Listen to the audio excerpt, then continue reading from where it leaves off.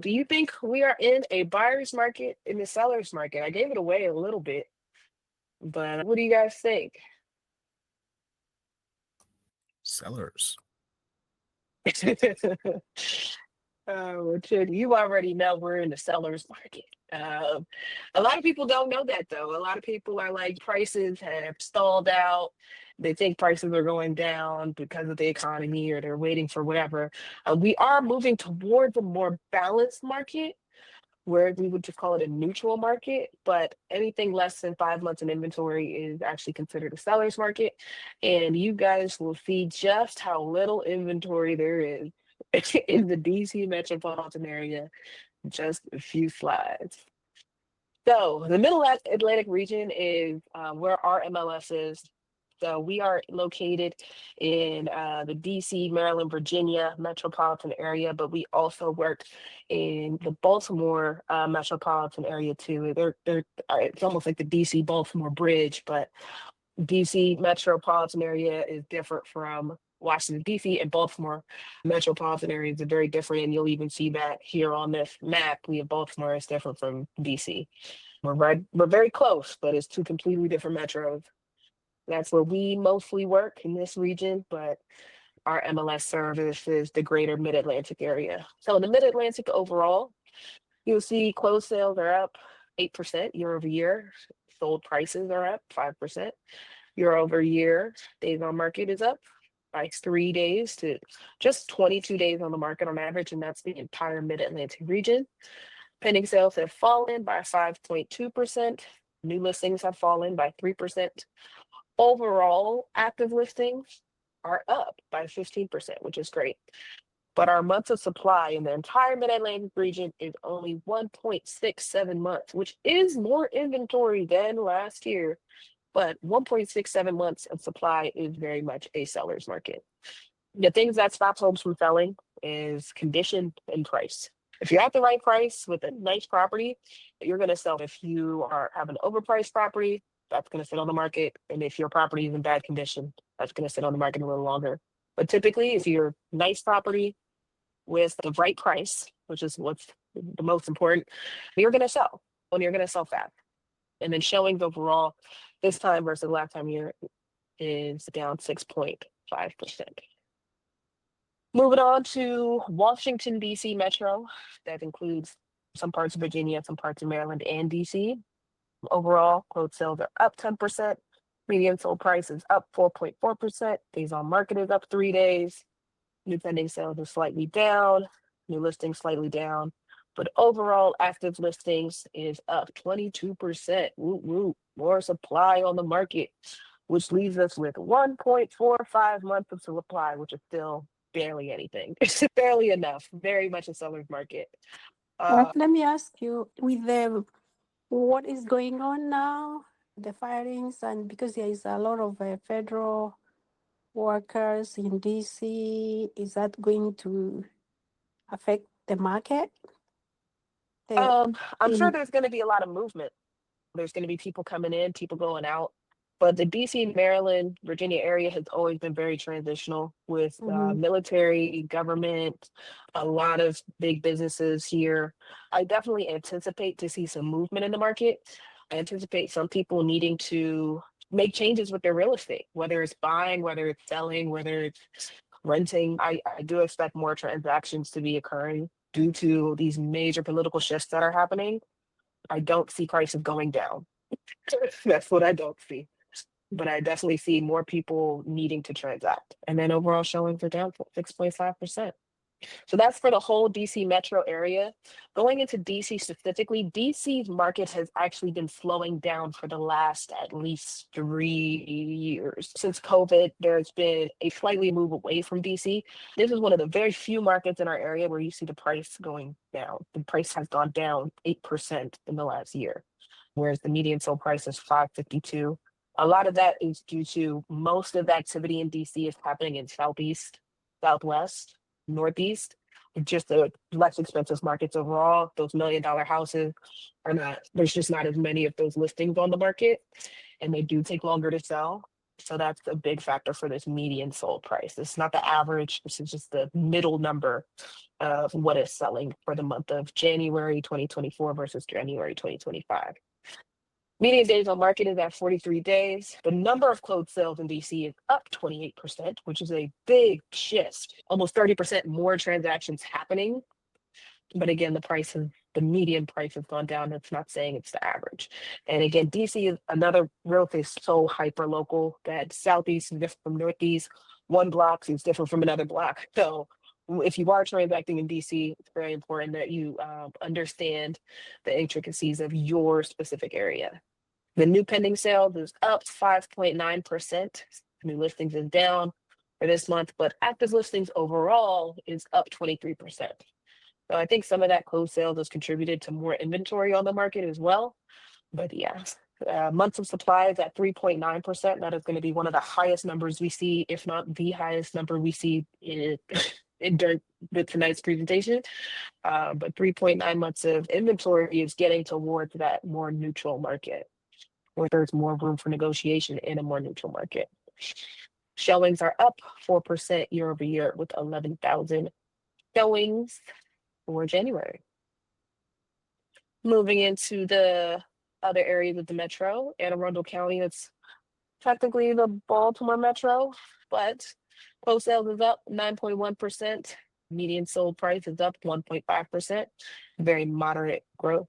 Median days on market is down 3 days. So that means homes are selling even faster than they were last year. New pending sales is down. New listings is down. But active listings overall is up 15.6%. So we love that more inventory coming on the market. We have a whopping 0.98 months of supply. That's less than 1 month of supply on the market. That is very much a seller's market. And showings are down about 8% year over year.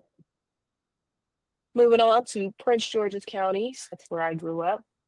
Closed sales is 507 closed sales with down 1.4%. Median sold price is at 445,000. That is up 6.9%. Days on market, no change. We're at about 25 days, a little less than a month. New pending sales is down 16%. New listings is up 6%. Active listings is up 17% year over year. Months of supply is at 1.48 months. And showings are down for the month of January year over year. But still 14,000 showings is a whole lot of activity. That just shows how busy we were before. And just to put things in context, January is typically one of the slowest months for real estate. January and February, you're going to be able to negotiate some of the best deals. You'll see price drops happening. And the rest of the year, you're just going to see prices slowly go up, more activity go up, more competition go up. The winter time is a great time to shop. January for Montgomery County, Maryland, sales is up 7.5%. Median sold price up 14%. Days on market is up 4 days. And again, median sold price is up $599, $945. That's almost $600,000 for the median sold price. New pending sales is up 7.8%. New listings is up 11.8%. Active listings is up 33% to 1 month of supply, 1.05 months of supply. Still very much a seller's market. And we have showings gone down a little bit, but 14,000 showings is a whole lot of activity still. So Baltimore Metro, so now that's going to include both the cities and the county of Baltimore. Me and my husband, we do a lot of investing in Baltimore City. So if you have any questions about that, I'm happy to answer them. Closed sales is up 9%. Median sold price is up 2.3% to $363,000. Median days on market is up 3 days. Pending sales is down ever so slightly to down 6%. The listings down 3%. Active listings is up 15% to 4,000 active listings. Months of supply is slightly up to 1.52 months of supply. And showing is actually down 5%, 42,000 showings, still a whole lot of activity. Moving on to Baltimore City, the great Baltimore. Closed sales is up 20%. Median sold price is up 11% to 218,000.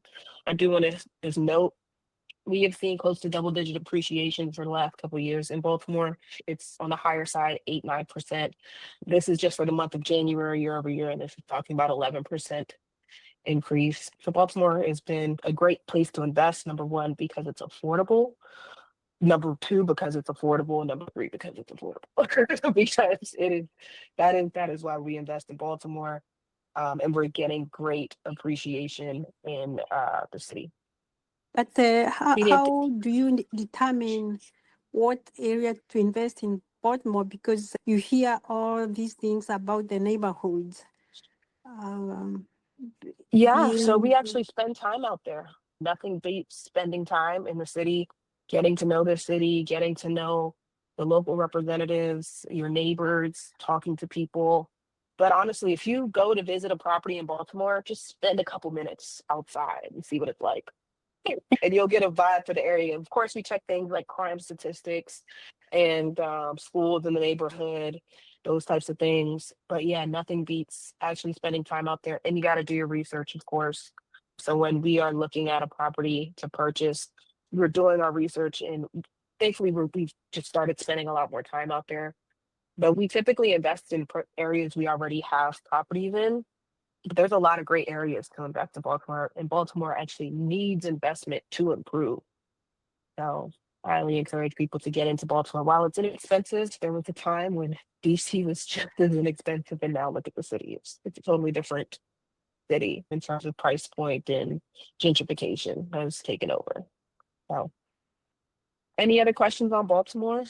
that's it. I just wondered because I hear a lot of stories about Baltimore, and I just wonder Hmm. how you get to know the area you invest in or Yeah, the dynamics. yeah, yeah. Fair enough. Fair Yeah, enough.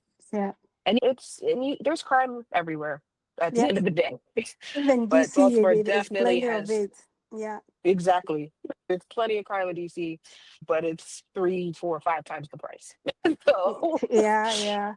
no, yeah, where we could buy for one property in DC, we could buy three in Baltimore. So Uh, we took the risk a couple years ago, and we have no regrets.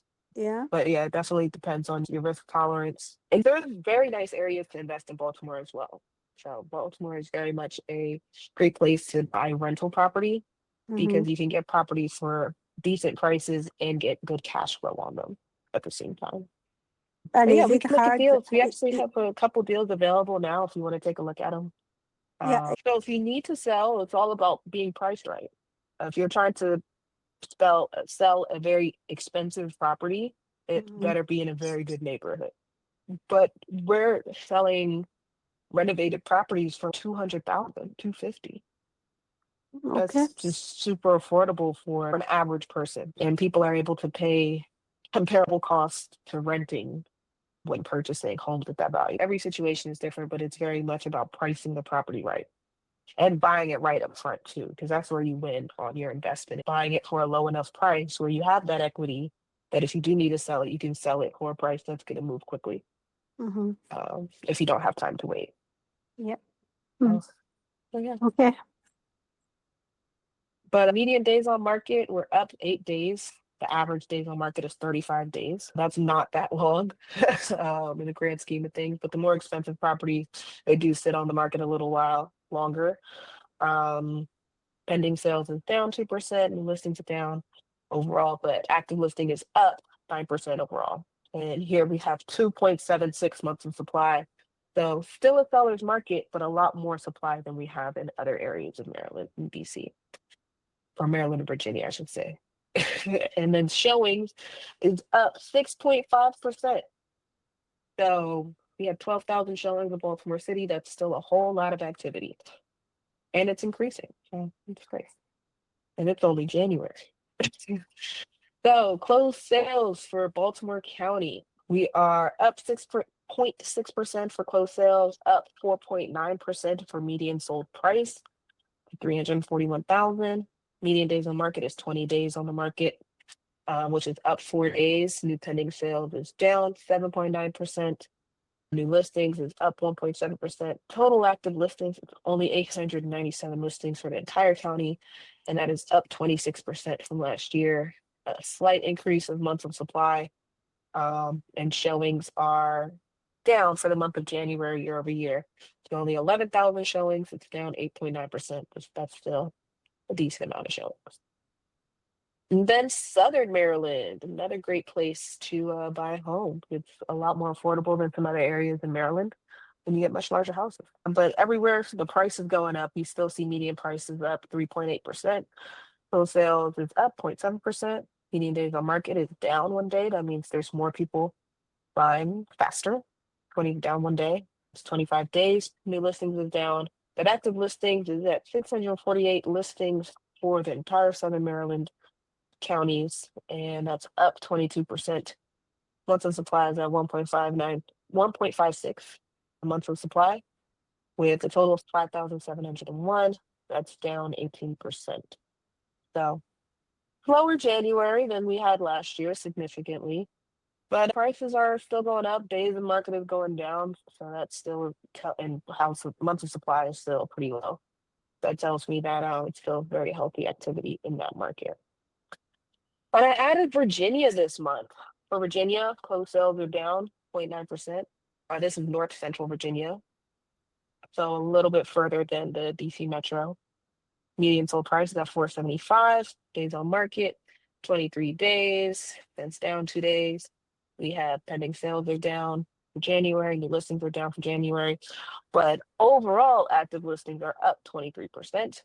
We have 1.37 months of supply and 17,000 or close to 18,000 showings happening for those counties. I wanted to give a little bit more detail on the DC Metro Virginia side counties. So Arlington County, we had 130 closed sales, not very many sales, but that's up 5.7%.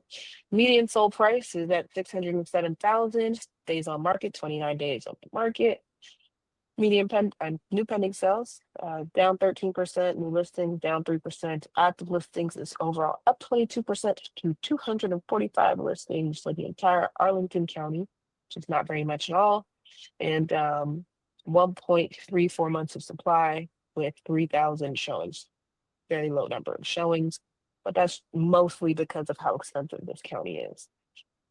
In Fairfax County, you got a little even more expensive. Closed sales is up 7.3%. Median sold price is at 700,000. That's up 7.7%. Days on market, 11 days. Those houses are selling fast. It's down 3 days. We have a decrease in pending sales, decrease in new listings year over year, but overall increase in active listings to 806 active listings for Fairfax County. Months of supply is less than 1 month. So that is very much a seller's market, and 17,000 showings or close to 18,000 showings for Fairfax County. So very competitive market, one of the more expensive markets in our area.